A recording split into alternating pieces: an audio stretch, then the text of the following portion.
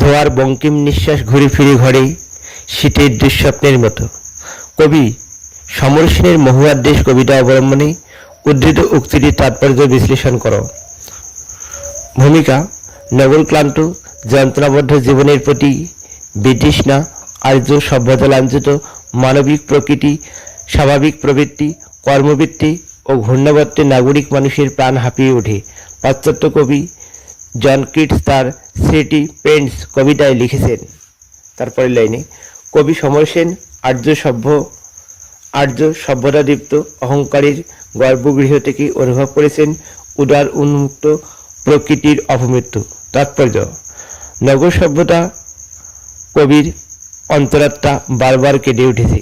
দূরে কোথাও দূরে কোনো অচিনপুরী যে পথ সকল দেশ পাড়ায় উদাস হয়ে উঠে যায় কবিতায়, তাই কবি অন্তগধূলির রক্ত আগে রঞ্জিত হয়ে উপনীত হয়েছেন সমুদ্রের উপকণ্ঠে, যেখানে রক্ত তরঙ্গ শীর্ষে আছড়ে পড়েছে দিনান্তের সূর্যের শেষ রশ্মি।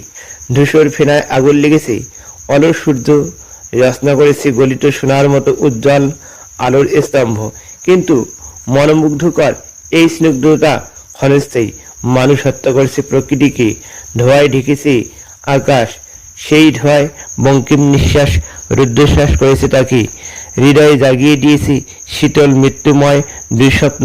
যে প্রকৃতির কোলে মানুষ আশ্রয় চেয়েছিল, সেই প্রকৃতি মানুষের দ্বারাই দূষিত হয়ে নিঃশব্দে সর্পিল হিংসায় গুপ্ত অভিলাষী আজ মানুষকেই মৃত্যুফার দর্শন করেছে। কবি এই কথাই বোঝাতে চেয়েছেন।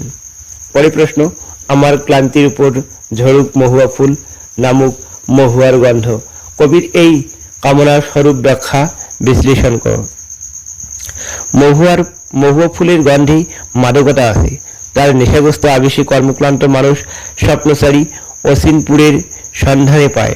বাস্তবের কাঠিন্য ভুলে নগর জীবনের কর্মদীপ্ত ছিঁড়ে রুদ্ধশ্বাস কংক্রিটের জঙ্গল থেকে মুক্তির পিপাসায় ক্ষণিকের জন্য অপার্থিব উন্মাদনায় বিভোর করে তোলে মহুয়ার গন্ধ।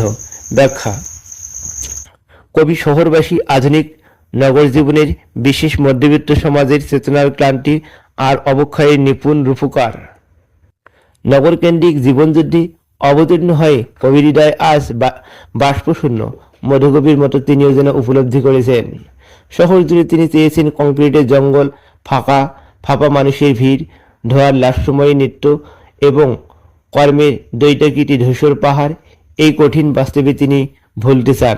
এই শহর থেকে তিনি দূরে যেতে চান। সভ্যতার মিথ্যা গর্ব ভুলে প্রকৃতির কোলে আদিম উল্লাসে মাতোয়ারা হতে চান কবি। সেই জন্যই তিনি সাঁওতাল পরগনার শাল মহুয়া জঙ্গলের মাদকতার আবেশী প্রকৃতির কোলে নিজেকে বিলোতে চান। এই জন্য তার আত্মিক কামনা তার কর্মক্লান্ত মর্মদস্ত পর্যদুস্তু সত্তার উপর মহুয়ার মাদকতার আবেশ ছড়িয়ে যাক। আসলে ক্ষণিকের জন্য হলেও তিনি ওপেন ফেস অফ হেভেন এর দর্শনের জন্য তিনি উন্মুক্ত। পরের প্রশ্ন: ঘুমহীন তাদের চোখে হানা দেয় কিসের ক্লান্ত দুঃস্বপ্ন? কাদের কথা বলা হয়েছে? তারা ঘুমহীন কেন? তাদের ঘুমহীন চোখে ক্লান্ত দুঃস্বপ্ন হানা দেওয়ার বিষয়টি বুঝিয়ে দাও। নাগরিক কবি সমর সেনের মহুয়ার দেশ কবিতায় শহর থেকে দূরে প্রত্যন্ত মহুয়া দেশের কয়লাখনি শ্রমিকদের দুঃস্বপ্নময় জীবন ইতিহাসের কথাই এখানে নির্দেশিত হয়েছে। ঘুমহীনতার কারণ জীবনযুদ্ধে যে কতটা কঠিন তা রাত্রিব্যাপী সপ্তক্লান্ত কয়লাখনি শ্রমিকদের চোখে কাজলকালীর দুঃস্বপ্নের ছায়ার প্রত্যক্ষ হয়ে ওঠে।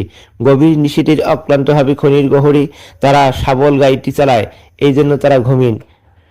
এরপর জটিল নাগরিক জীবন যন্ত্রণায় দগ্ধ কবি সমর সেন জীবনের ক্লান্তি তোলার জন্য জনগণতান্ত্রিক বিপ্লবের পথে পা বাড়িয়ে দিয়েছেন। তাই মেঘমদির মহুয়ার দেশে পদার্পণ করেও গহীন রাতে তিনি শুনতে পেয়েছেন কয়লাখনির গভীর বিশাল শব্দ। সমস্ত জগৎ তখন শান্ত, তখন শ্রমিকবৃন্দ সকালের